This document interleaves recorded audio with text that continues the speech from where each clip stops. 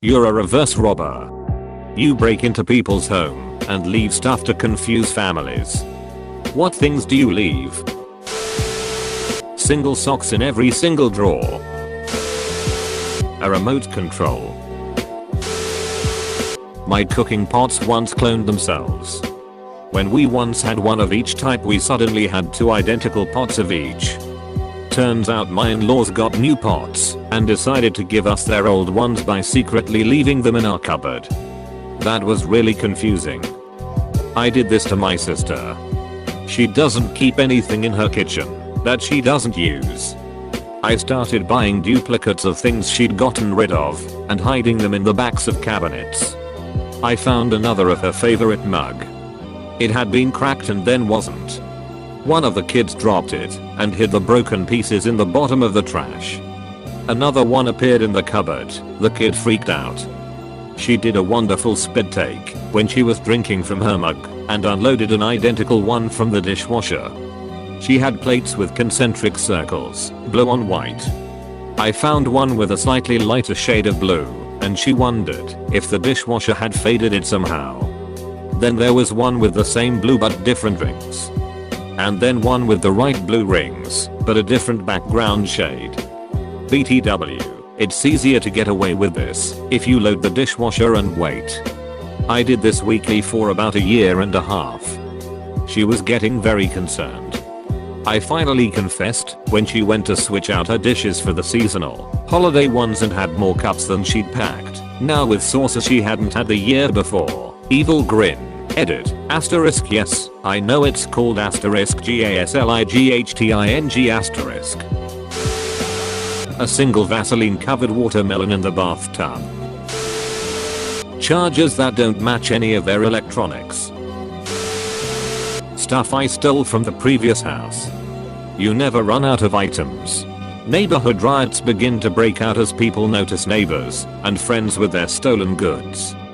People stop trusting each other. The whole town slowly becomes just a bunch of people who won't talk to each other.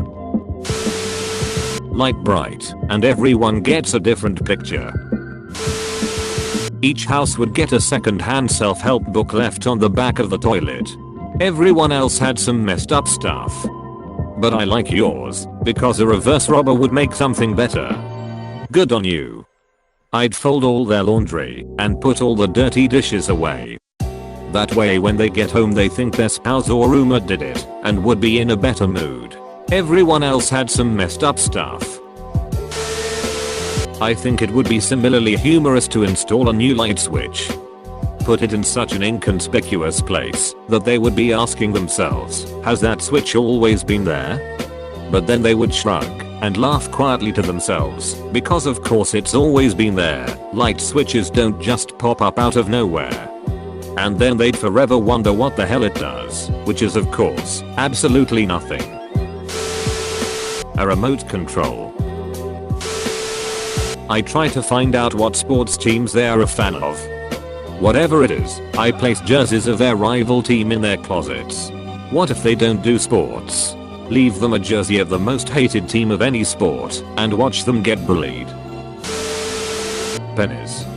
Just get thousands of pennies and hide them all around the house. They open a container in the fridge and find pennies. They look under their pillow and find pennies. They find pennies in their shoes. The possibilities are endless. If I'm being an ass, I'd leave another woman's jewelry or something in the master bedroom. If I'm being helpful, I'd want to be year-round Santa. Little Tim has been wanting a bike. What? The family woke up to a new bike in the living room with a fancy ass bow on it? Been craving some pizza lately? What? Who put the Digianius in the oven? Ding dong. Who's there? There's a delivery guy with a large Supreme with a 2-liter Coke. Been struggling to pay the bills? Why is there 10k in cash inside a man's mouth in the freezer with a note attached on careful disposal instructions? Edit, a word. My old coworker actually had nosy neighbors call the cops on him once when he went to a house to do some electrical. Customer gave him a lockbox code, so he let himself in. He was on his third trip bringing materials in when the cops showed up. While one looked over his invoice and tried to get in touch with the customer, the other kept asking him what he took from the house, and my coworker just said, "I must be the absolute worst thief, because I just hauled about $2,000 worth of materials *INSIDE*. The cops couldn't get in touch with the customer, so they hung around for a while. Dude just got to work, and they left to yell, "Doctor, my coworker reverse burgled a new electrical panel." This happened to me once, when I accidentally tripped an alarm that was supposed to be turned off for me, and the home owner wouldn't answer the phone. Cops showed up about 10 minutes later to find me up on a ladder on the side of the house with alarms blaring all over, mounting and wiring new security cameras. They pretty much just had a laugh about it and checked my just in case, and then left me alone to work. We moved into a house over a weekend, and that Monday morning, the cops show up. I was in the backyard having a cigarette before heading to work, and a cop stuck his head over the fence, said hi, and then asked what I was doing. One of my neighbors called the cops, said there were squatters at the house. I had to provide them with a copy of my lease, as well as the phone number for the rental company, who they then called to verify the lease. I was kind of conflicted. On the one hand, it meant the neighborhood was probably pretty safe if there was someone watching out for suspicious activity, but they also have to be the dumbest motherfuckers on earth. What thought process did they go through to decide we were squatters? Was it this? 1. Neighbor moves out. 2. A for rent sign appears on the lawn. 3. After 2 months, the for rent sign disappears. 4. A few days after that, people move a bunch of furniture and boxes into the house. Holy shit, they must be squatters. Seriously, did they think the natural order was for someone to move out, and then no one would ever live in that house again? I would leave really nice, but also creepy notes on their dinner table. Something like, "You did great today, keep it up. You never know who's watching. Lol. Please lock your doors. I only stole a knife and a flask. Stay safe. Cold have killed you. Love you." Little rubber ducks hidden all over the place. Break in every couple of weeks and add more. Watch as the family descends into insanity because they can't figure out where all the ducks are coming from. My children. Replace one photo in each room with a picture of Danny DeVito. Here's a few ideas.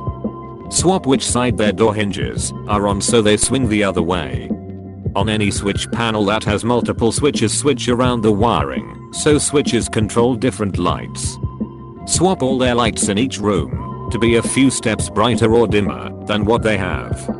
Make sure there's variety, dimmer rooms and brighter rooms. Put beer in the fridge, replace all the fire alarm batteries, and replace all the light bulbs with energy efficient fluorescent bulbs. Everyone else had some messed up stuff. But I like yours, because a reverse robber would make something better. Good on you. I'd fold all their laundry and put all the dirty dishes away. That way when they get home they think their spouse or roommate did it and would be in a better mood. So this is gonna get buried cause I'm late, but it's called the leaving.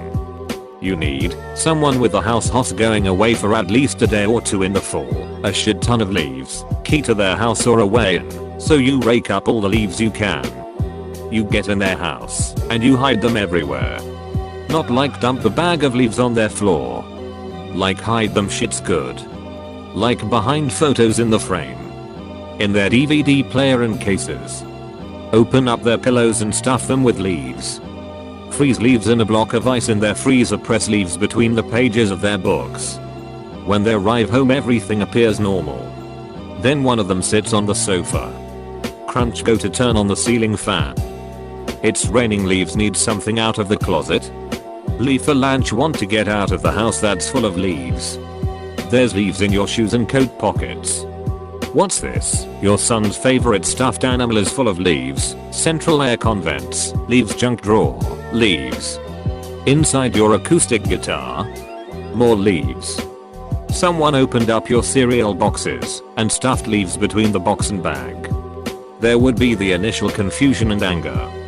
Then after a few days they'd have found most of the obvious leaves. But for the rest of that month probably every day they'd find a lone leaf straggler here or there. Leaves taunting them occasionally for the rest of the year. Years later they'd be pulling an old family photo album off the bookshelf and find a fucking leaf and lose their shit. Maybe you're dead by then. Maybe they eventually found out it was you, maybe not. All they can do is lie what life you've left them amongst the leaves. You've made it to the end of the video, you absolute madlad. Like, comment and subscribe for more added content.